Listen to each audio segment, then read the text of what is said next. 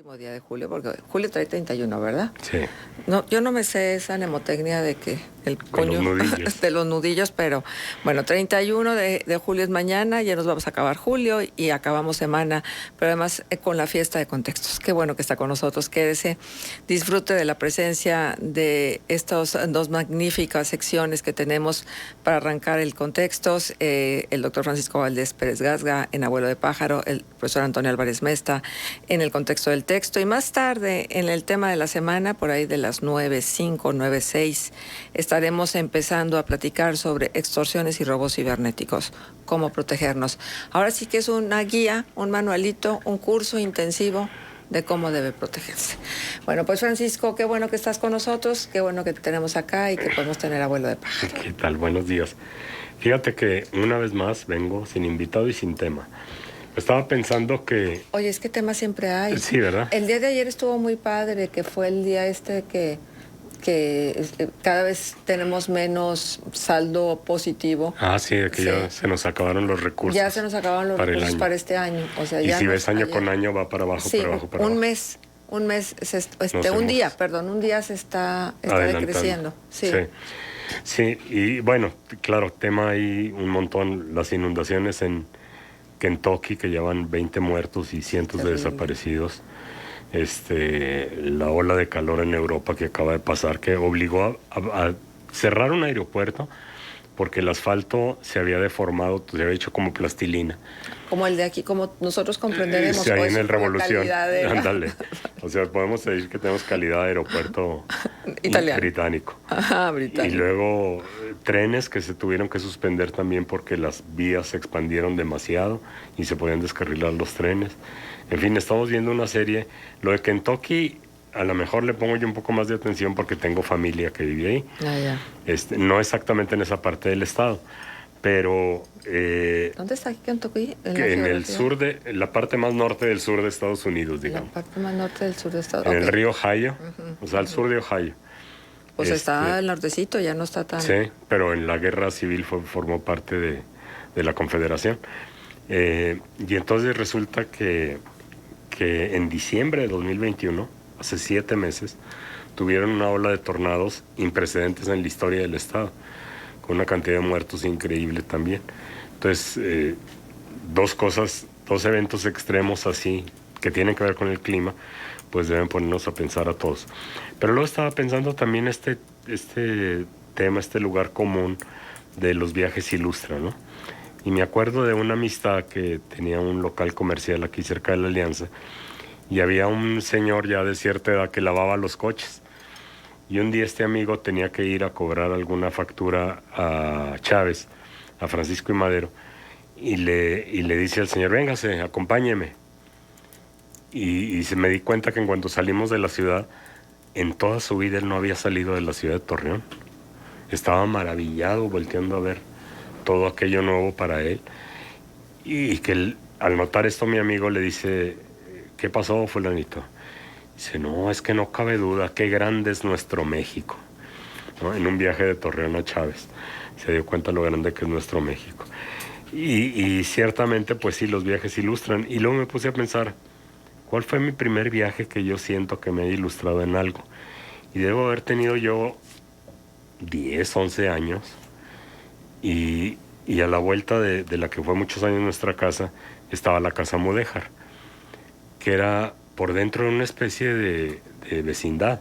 Así tú vivías, o sea, vivían varias familias. Y ahí vivía un señor y tenía su pequeña fábrica que nunca me aprendí su apellido, era Don Servando. Y Don Servando era un químico empírico que hacía cremas y champús y jabones, y ya que fabricaba un determinado lote salía en su camionetita a venderlo en todos los ranchitos. Y entonces me dijo mi papá, ¿quieres ir con Don Servando de viaje? Pues sí. ¿A dónde? Pues a Cuauhtémoc, Chihuahua. Entonces fui rancheando desde salir de Torreón, Jiménez, Camargo, Delicia, Chihuahua, Cuauhtémoc, y luego de regreso, entregando los pedidos a las boticas que se lo habían pedido, ¿no?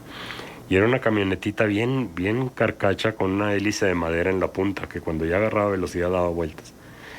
Y don Servando llegaba siempre a la gasolinera y pedía que le llenaran el tanque de gasavión, que es el nombre, era el nombre de la gasolina que se le ponía a los aviones, ¿verdad? La pobre no levantaba más de 60 kilómetros por hora. Nos llevó un día a llegar hasta las afueras de Jiménez, en donde tuvimos que parar la noche y dormir ahí en descampado. Iba don Servando, iba su hijo, un chavo de unos 16, 17 años, y yo. Y fue interesante. Me acuerdo Cuauhtémoc también en aquellos entonces era una ciudad con calles de tierra y donde llueve. Entonces yo me acuerdo de las calles enlodadas y lo difícil que era moverse dentro de la ciudad de Cuauhtémoc, Chihuahua. Y me acuerdo también que se estaban echando una cheve don Servando, su hijo y algunos de sus clientes, y empezaron a echarme carrilla con una chica tarahumara más o menos de mi edad. Ándale, te gusta, que no sé qué, que no sé cuánto. Y yo todo chiviado, que no sabía ni qué hacer. Pero bueno, ahí aprendí mucho de la gente, de una parte de México que yo no... Qué grande es nuestro México. Una parte de México que yo no conocía. Y hace pocos años antes de que muriera mi padre, le dije, oye, ¿qué pasó con don Servando? ¿Qué fue de él? Dijo, no, pues vendió todas sus chivas y se fue de croupier a un casino de Las Vegas. No, hombre, de veras. Y que le va re bien, que era muy bueno para las cartas.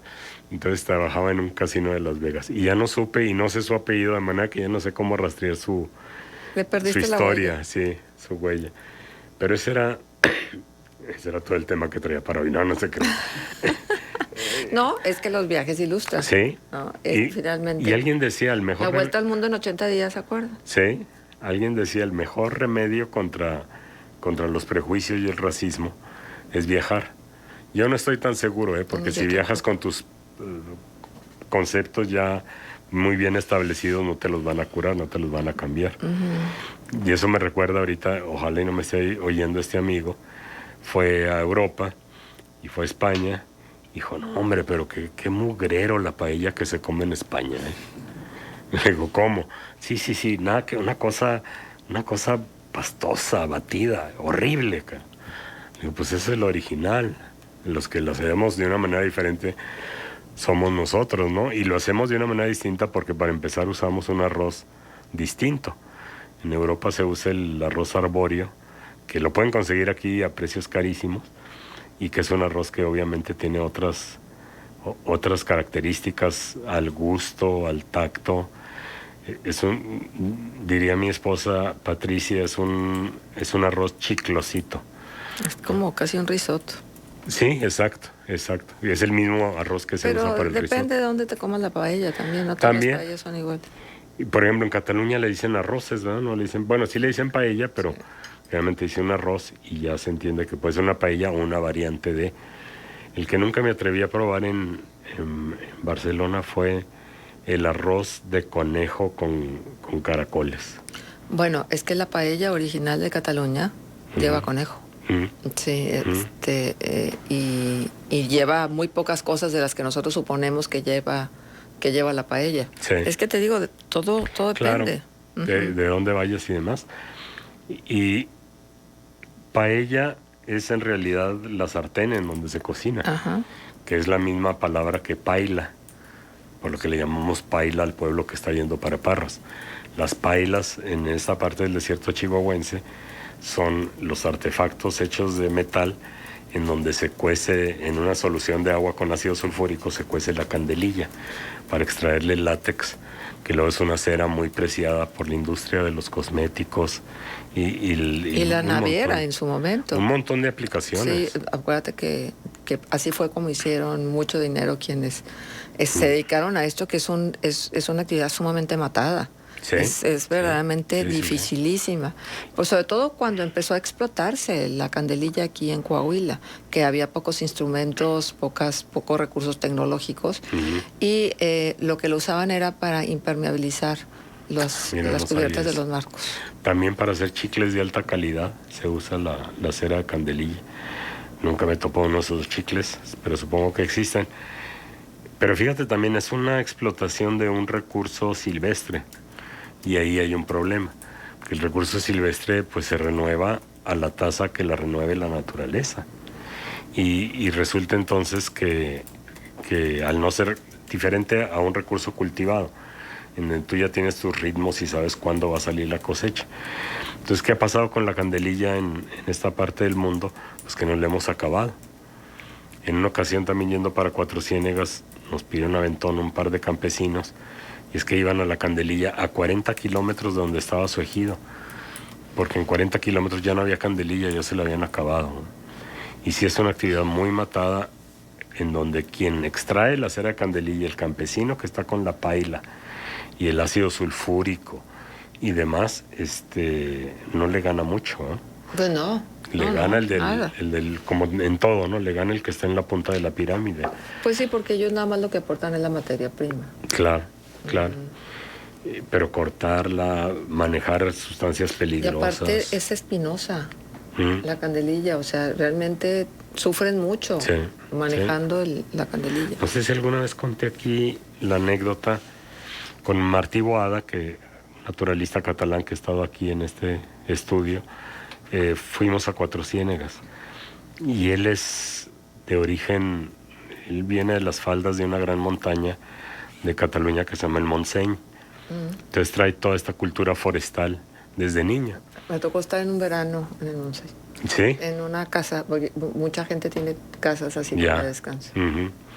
Y entonces en el Montseny, bueno, él tiene esta cultura forestal, íbamos saliendo de Cuatro Ciénegas, vio una columna de humo, y me dijo, párate, un incendio. Entonces pues me paré y le dije, pero no es incendio, Martí. Entonces, ¿qué? Le digo, es la extracción de la candelilla, si quieres vamos para que veas cómo se hace. Entonces bajamos y muy amable el señor y sus hijos nos estuvieron explicando cómo se hacía, cómo se cortaba la candelilla. Ya una vez que le extraen el látex, se usa lo que queda ya seco como combustible. Y estaba maravillado tomando notas, Martí Boada, y tomando fotos. Primero pidió permiso, les puedo tomar fotos a todo el proceso, ¿no? Que sí.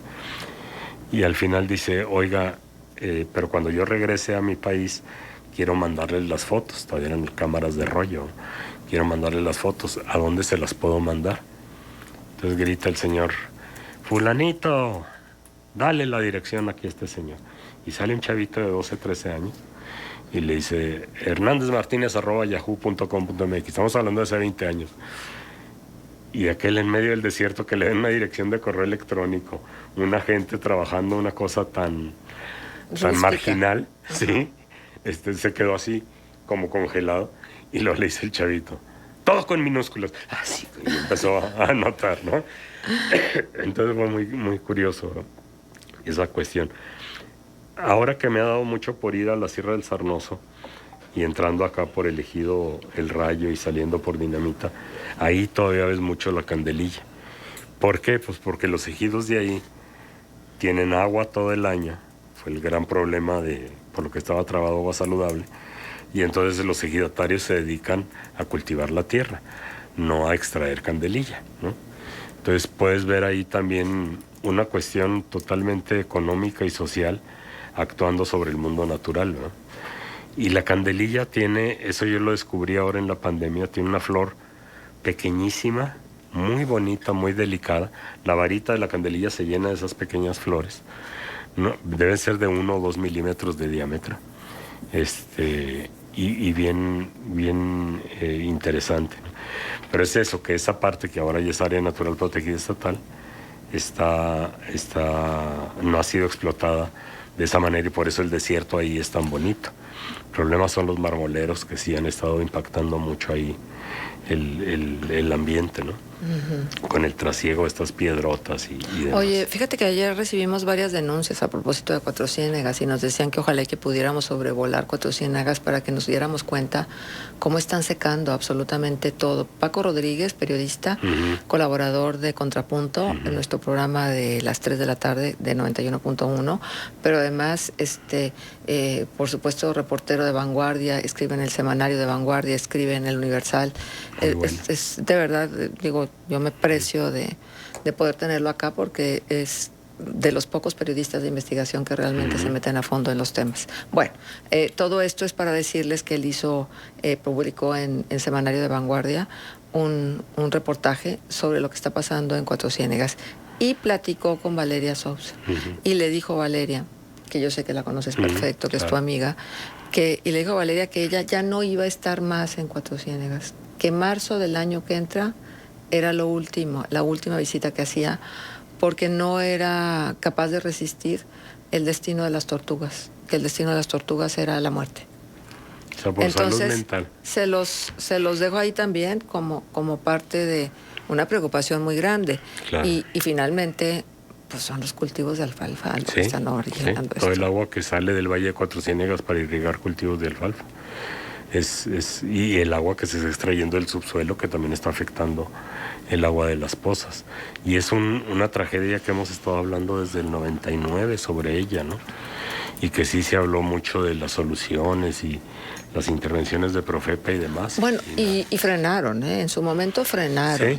Sí. Pero luego, como todo lo que hacemos en este país, no se le da el seguimiento oportuno, no se está encima del tema, y en cuanto volteamos la cara a otro lado, vuelven a ser de las suyas. Sí. El caso de Cuatro Ciénegas también fue que unos lecheros tomaron conciencia y se retiraron, pero otros no. Y se quedaron ahí porque, no sé, les gusta el conflicto, no sé cuál sea su tirada. Pero yo creo que sí, Cuatro Ciénegas es una tragedia en cámara lenta que ya lleva demasiados años. Sí, muchos años, pero además que el destino es el que toca. O sea, si las cosas siguen haciéndose como se están haciendo, no hay más. No va a ocurrir un milagro, no va a caer mucha agua como para que se reabsorba y que el suelo se alimente otra vez del agua. No va a ser así. Es que simple y sencillamente se está acabando con el agua y es una tristeza. Digo, por toda la huella que significa el Valle de Cuatro Ciénegas en relación a la historia de la humanidad. Sí. ¿Cómo se llaman? De la tierra. ¿Tromatolitos? Es Tromatolitos, y entonces, entender desde esa perspectiva lo que significan esos azules maravillosos que tiene Cuatro Ciénegas, y esas pozas singulares, y esas arenas de cal, y todo lo que significa Cuatro Ciénegas, no nada más para recrear la vista y decir, ay, qué bonito lugar tenemos, qué bonito pueblo mágico tenemos. Sí, no. No, es todo lo que trae junto con la información es contenida. clave para entender el origen de la vida en nuestro planeta, y qué cosa más importante que eso, digo. Bueno, pues ojalá que las autoridades tomen nota. Pues sí. Porque ¿quién más? Pues ni modo que vaya uno con... Pero mira, ¿qué? No hace mucho tiempo el presidente anunció el rescate de Cuatro Ciénegas, y fue a Cuatro Ciénegas, y estuvo ahí con los lecheros y todo lo que iba a hacer, y no se ha hecho nada. Y nos vamos más atrás, y Felipe Calderón prometió un programa de no sé cuántos 100 millones de pesos para rescatar Cuatro Ciénegas, y lo que hizo Felipe Calderón fue agravar las condiciones que estaban afectando al parque. Entonces, pues sí, sirve para que vayan los políticos y se tomen una foto, pero no para que solucionen nada. Bueno, son las 8:19. Vamos al editorial del día de hoy, y un jardín para los insectos. Un jardín para los insectos, sobre esto que deberíamos de hacer todos en nuestras casas, ¿no? De tener plantas para los polinizadores, que le están pasando muy mal. Sí. ¿Por qué no hay florecitas o qué? Por los plaguicidas, porque no hay florecitas, por un montón de razones. Entonces, darles un rinconcito donde se puedan refugiar y puedan prosperar. Muy bien, aunque nos choquen los insectos y toda la vida los estamos espantando. Sí, son básicos en la vida de nuestro planeta. Oye, y dime una cosa, ¿qué tanto afecta a la vida de los insectos en general, no nada más a los moyotes? Porque luego nos ponemos todos estos repelentes que venden ahora y decimos que ponemos citronelas como ahuyentadores de los mosquitos naturales, pero ¿estamos trastocando algo con el uso de estos aerosoles? Pues sí, pero también hay que entender que las poblaciones de los moyotes explotan cuando tenemos agua limpia que está arrinconada en algún sitio y que es donde ellos se reproducen. Entonces también es un poco nuestra responsabilidad. Entonces lo mejor sería, Esner Coto, que estuvo aquí, el doctor Esner Coto, que estuvo aquí, que él es de Cuba, decía, a mí me tocaba una semana ser responsable de todo el edificio de mi facultad, de ir rincón por rincón a ver que no hubiera agua acumulada, para que no hubiera moscos. Y a la semana siguiente le tocaba otro investigador, y a la semana siguiente otro investigador, y solo así pudieron detener el dengue.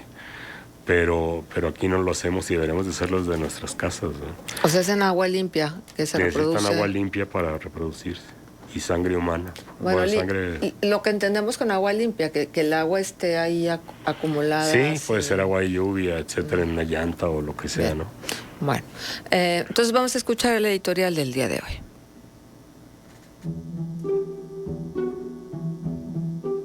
Un jardín para los insectos. Rocío Miranda Briones. Desde pequeña me han gustado las plantas. Cuando visitaba a mi abuela, había ocasiones en que le ayudaba a regar las plantas que tenía en su patio. También en casa de mis papás, era una de las tareas que realizaba con frecuencia.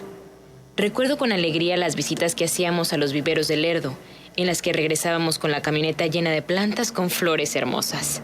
Cuando me casé y me cambié de casa, empecé a hacerme de mis propias plantas. En ese tiempo, para mí las plantas tenían un fin decorativo.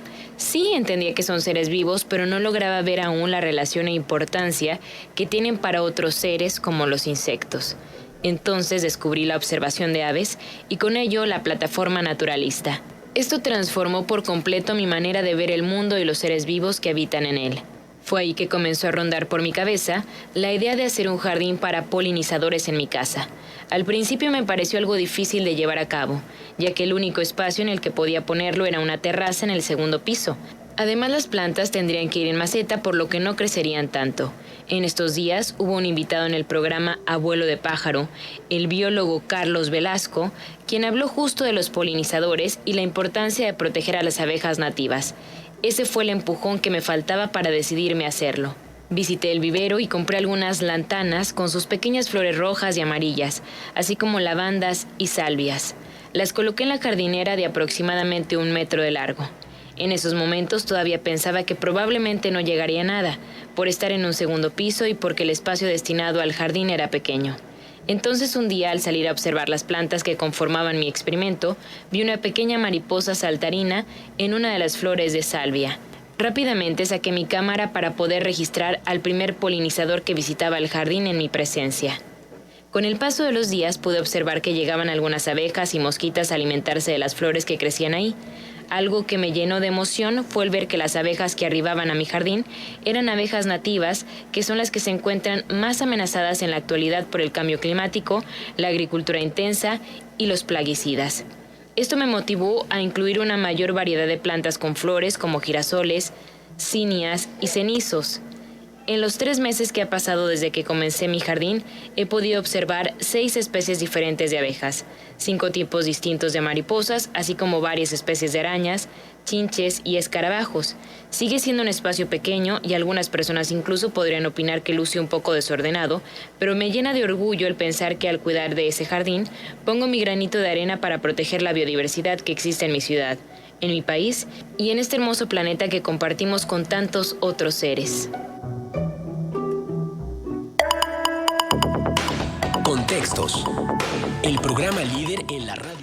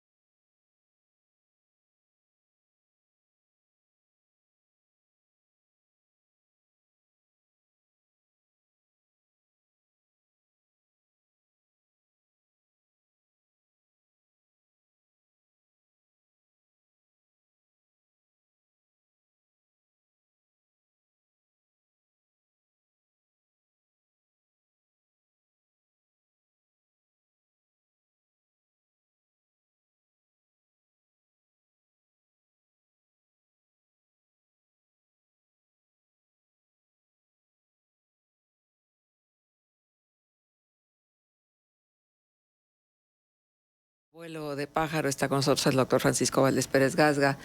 Y bueno, un tema nos lleva al otro, Sí. al otro y al otro, porque hay mucho que hablar, mucho que decir. Ajá. Sí, es lo que le llaman los americanos como el arroyo de la conciencia. Es como que te sueltas. Qué muy linda metáfora. Sí, el arroyo de la conciencia. Vi los pensamientos ahí Sí, fluyendo. fluyendo. Pues sí, empezamos con esto de los viajes, ilustran, ¿verdad? Pero sí, siempre hay que viajar sin prejuicios, tratando de aprender lo más que se pueda. Yo cuando me iba a ir a Inglaterra busqué al doctor Antonio Morales, un lagunero, pero que hizo toda su carrera científica en San Luis Potosí y luego en la Ciudad de México, doctor en farmacología, que estudió en Oxford. Lo busqué para que me diera algún consejo, pero un consejo a nivel personal, ¿verdad? Y el consejo que me dio fue muy valioso. Me dijo, no se confunda. Usted va a creer que los ingleses no tienen sentimientos. La verdad es que los esconden. Entonces no se confunda.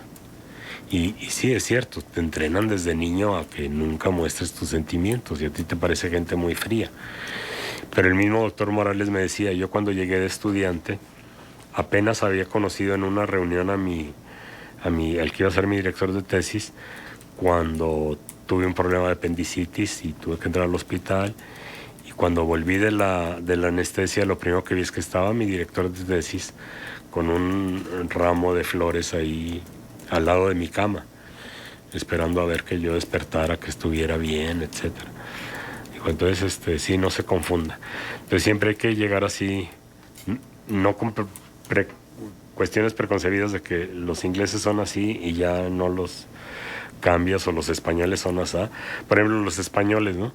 Son groseros y son gritones. Y pues no, tienen otro concepto de la cortesía, simple y sencillamente. En España la gente se puede pelear a gritos y decirse cosas terribles y a los 10 minutos contentarse. Y aquí en México, una vez que dices una cosa terrible, ya no hay vuelta atrás, y es una enemistad de años o para toda la vida. Pero es un patrón cultural, ¿cierto? Claro. Y por claro. eso es que ahora en las universidades les enseñan a manejar la cultura de negocios en los lugares a donde es muy probable que por el intercambio comercial puedan estar. Sí. Por ejemplo, China, ¿no? Digo, yo la verdad es que me confieso completamente ignorante de los protocolos y de la cultura china en general. O los coreanos, que son tan gritones y físicos, sí, para demostrar su enojo, ¿no? Eso también, volvemos a lo mismo, pero eso se lo debería enseñar a todo mundo, a lo mejor hasta un curso antes de ir de turista a uno de estos lugares, ¿verdad? Para evitar los malos entendidos. En una ocasión me decía mi esposa, ella trabajaba en un hospital, y venía a la casa en Tarrasa, una ciudad periférica de Barcelona, y me dice, no, pues es que no venía porque vi un choque. Y entonces un conductor le decía al otro, que te doy un tortazo, que te doy un tortazo. Y dije, pues yo quiero ver un tortazo que nunca he visto uno aquí, ¿verdad? Dijo, y no, nunca pasó de te doy un tortazo. O sea, nunca pasó de ahí, ¿verdad? Y luego también supe de un muchacho que se fue a Arganda del Rey, una población en la periferia de Madrid, a un centro de investigación, con beca de CONACYT para hacer un doctorado, y a los 6 meses se regresó voluntariamente, renunció a la beca y se regresó. ¿Por qué? Porque ya había estado inmiscuido en 3 o 4 peleas a puñetazos, precisamente por esos malos entendidos. Jugando fútbol le gritaba a un contrincante algo y decía, pues detrás del grito viene el golpe, mejor le golpeo yo primero, ¿eh? Y no iba a venir ningún golpe. Era que todavía es malinterpretado las señales. Y pues sí, es cuestión de las culturas, y tendríamos que llegar siempre, lo mejor es eso, llegar con los ojos abiertos y tratar de entender que igual no vamos a poder, pero bueno. Fíjate, en un mundo tan globalizado y tan plural como es hoy, que estamos viviendo supuestamente con fronteras abiertas y donde los muchachos lo que quieren siempre es hacer experiencias, vivir experiencias, yéndose a otras latitudes por el motivo que sea, y no nada más al extranjero, sino aquí mismo en México hay diferencias culturales importantes. De todos modos, sigue existiendo un racismo muy Sí. tremendo ¿no? Sí. Porque tú dices que tú pudieras pensar que es parte de la historia de la humanidad y que ya hoy ya no sucede, pero todavía gritan sudacas y todavía gritan indios Sí. y todavía te ven y si no correspondes a un estereotipo facial corpóreo que le signifique seguridad, son capaces de no sentarse contigo en el metro o en el tren o pensando que hueles mal o que... Sí. Digo, cuando la verdad de las cosas es que si algo sorprende a los mexicanos cuando por primera vez van a otros lugares es que nosotros, con todo y que dicen que somos sucios, somos limpísimos, ¿no? Fíjate, Aldo Valdés, tú lo conoces, mi sobrino. Él estuvo 2 años cuando empezaba la secundaria viviendo en Cataluña. Y en una población también una bolita se le acercó y le gritaban malayo de mierda. Ah, por sus rasgos. Sí, lo veían como si fuera oriental. Digo, no, lo atacaban porque traía una camiseta del Che. ¿Por qué traes tú a uno de nuestros héroes malayo de mierda? Entonces, dice, a mí nomás me daba risa. Yo decía, uno de tus héroes, pues este güey era argentino. Y yo no soy malayo, soy mexicano, ¿va? Pero sí se da. Pues sí, pero si te enganchas y te sientes ofendido, mal, o sea, terminas pues a golpes o terminas en medio de una reyerta. Entonces sí, siempre hay que ir con los ojos abiertos, dispuestos a aprender. Hay grandes literatos de viajes que haríamos bien en leerlo. La literatura de viajes en lengua inglesa es un género muy hecho desde, no sé, siglo XVII, pero que en literatura española no tenemos tanto, ¿no? Yo recuerdo haber visto alguno de una Madame Calderón de la Barca, que era una inglesa, ¿no? Que vino como esposa de un embajador británico. Ella británica y venía como esposa de un embajador español y escribía las costumbres mexicanas y te llenaba páginas el intercambio verbal para pasar por una puerta. Pase usted, no, de ninguna manera, pase usted primero, no, por favor, usted primero.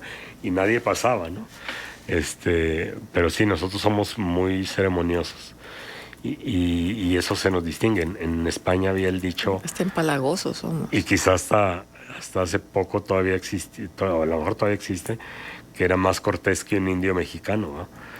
Porque sí nos ven como muy corteses. La primera vez que yo le dije a un español, mande... Bueno, eso para ellos es una cosa sumisión. Impresionante. Es que, ¿por qué tienes que decir mande? Me decía un hijo de españoles, ni siquiera un español, un hijo de españoles, que se sentía más gachupino. Perdón, no, más español que... Porque nació en el sanatorio español. Exactamente, así, tal cual.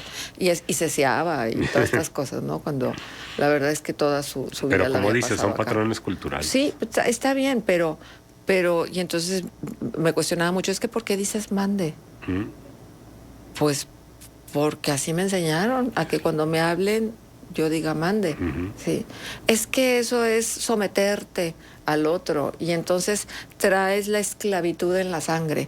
No, pues traigo una costumbre, no es que traiga la esclavitud, una costumbre. No le busques tanto, ¿no? Sí. Pues exactamente, entonces sí hay muchas diferencias. A mí me gusta mucho esta anécdota que a mí me tocó cuando llegué a Cataluña, la primera noche que llegué a Cataluña. Y la recuerdo como hoy, hambrienta, en un barecillo. En un barecillo es como si fuera una fondita, ¿no? Para explicarme si es que ustedes no han tenido la experiencia. Entonces, venía el menú y decía pan con tomate. Venían todos los ¿cómo se llaman las tortas? Pero allá tienen otro nombre. Los bocadillos. No, los bocadillos. Entonces yo decía, bocadillo, pues es una cosilla así, ¿no? Bueno, total. Si yo quiero pan con tomate y jamón y queso y esto. Y me acuerdo que volteé a ver, porque aparte son también mal encarados los meseros, no son muy serviciales que digamos. Bueno, como que me tiró a loca y entonces me trae el plato y era el pan con tomate. O sea, el tomate así como rallado encima con aceite de oliva. Pues no, es que yo pedí eso. O sea, yo no pedí el bocadillo como tendría que haberlo pedido. Y entonces ahí dije, o me pongo viva o voy a pasar mucha hambre. Pues sí, eso es cierto, eso es cierto. Y el pan con tomate, que es un alimento, yo le llamo alimento sacramental, ¿no? Para los catalanes. No, bueno, es que es buenísimo. Yo en una ocasión le pregunté en catalán, ¿tú cuando viajas fuera del mundo, en qué momento, cuando regresas, dices, ya regresé? Cuando como pan con tomate. Oye, o los mexicanos que nos empeñamos en llevarnos las latas de chile para todos. Sí. ¿No? Y entonces ahí trae la Valentina. Y extrañar las tortillas, ¿no? O la Tabasco, o los chiles jalapeños. Es que es verídico. Hay gente que no puede comer sin chile. O sea, que la comida no le sabe. Ahora les recomiendo, no tengo ningún interés comercial, la mejor salsa que yo haya probado en botella se llama La Perrona. La Perrona. La Perrona, y lo dice abajo, está bien brava. ¿Dónde es eso? ¿Dónde la compras? ¿Puedo decir? Sí. En el súper. ¿Ah, sí? Sí. ¿Porque es muy picosa o qué? Es de un chile silvestre, chiltepín. Ah, bueno, ese dicen que es buenísimo. Es buenísimo, entonces es de chiltepín. Y ya han sacado variantes, la clásica, la negra, que es para carnes, y una de chiltepín tatemado. La clásica es la mejor. ¿Y qué diferencia hay entre chiltepín y el chile piquín? Es más o menos lo mismo, pero en la otra costa, en el Pacífico y no en el Golfo. El chile piquín es más de Nuevo León, Veracruz, etcétera. Ah, ok. Pero también es un chile silvestre. Sinaloa, Sonora. Sí, Arizona incluso. Ajá. Hay una anécdota que cuenta Gary Polnahan de un inversionista de Nueva York que quería ver si invertía en una mina o no, y lo llevó el gambusino, el descubridor de la mina, hasta el lugar, y estaban todos acalorados y empezaron, vamos a descansar, vamos a comer el lonche, y el inversionista neoyorquino vio al gambusino que se echaba estos chilitos con la comida, y le dijo, ¿qué es eso que comes? Dijo, son unos enfriadores del agua. Ah, pues dame porque tengo mucho calor. Dicen que ahí se acabó el negocio por la bromita. Ajá. Enfriadores del agua.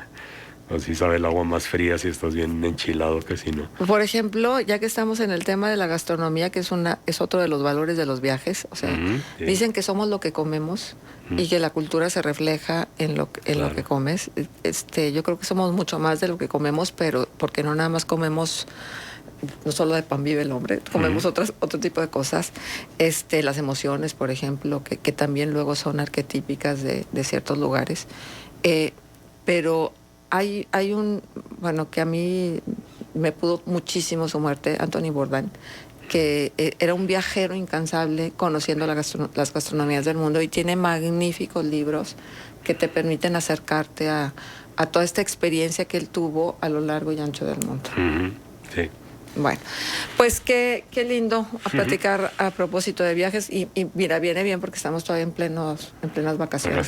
Así es. Entonces, pues hay mucha gente que todavía está planeando salir, o embébanse, caminen en las ciudades, no hay otra manera de conocerlas. Claro. Siéntense en la plaza, escuchen las conversaciones, que eso también es maravilloso, andar escuchando las conversaciones de los demás. Y utilicen el transporte público, sálganse del patrón que luego tenemos dentro de nuestra propia ciudad, y esa va a ser una experiencia que nunca la van a olvidar. E inviten a los chicos a que la vivan, y a lo mejor eso significa algo de incomodidad, pero la incomodidad también tiene su encanto, si sabemos disfrutarla. Como ustedes, que siempre que salen, por ejemplo, a las sierras, pues, hay momentos incómodos, ¿no? Que te mojes todo y que estés ahí empapado, pero que estés al mismo tiempo feliz. Muy bien, entonces, ¿qué ave de la semana tenemos hoy? El ibis de ojos rojos, que no es porque haya fumado alguna sustancia ilegal, sino que es porque tiene los ojos rojos. Y así lo distinguen del ibis de cara blanca, que es otra especie que vive en otra parte del mundo. Muy bien. Contexto ambiental. El ave de la semana. El ibis ojos rojos, Plegades chii. El ibis ojos rojos es un ave atractiva aunque cómica. Su cabeza, cuello, pecho y panza son de un caoba profundo, mientras que las alas le aportan iridiscencias que van del bronce al verde metálico. Su andar es desgarbado, lo que se acentúa por sus largas patas y su pico curvo. Es un ave playera, es decir, se le encuentra cerca de los cuerpos de agua. De ahí que tenga las patas largas y un pico larguísimo y curvado que le ayuda a atrapar larvas, crustáceos e insectos en los lodos por los que transita.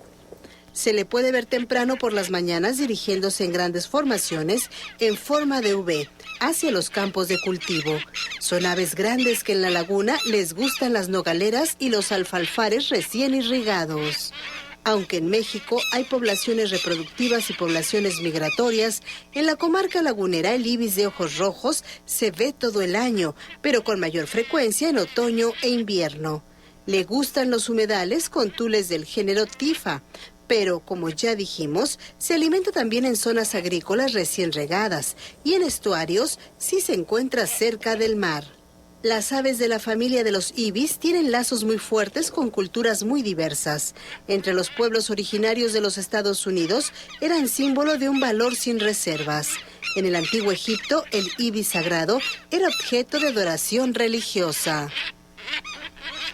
Con datos del Laboratorio de Ornitología de Cornell y del Grupo Naturalistas y Observadores de Aves, audios de Isaín Contreras en Los Mochis, Sinaloa, y de Jeremy Mins en Mato Grosso do Sul, Brasil, tomados de cenocanto.org. Los esperamos la semana entrante. Abuelo de pájaro.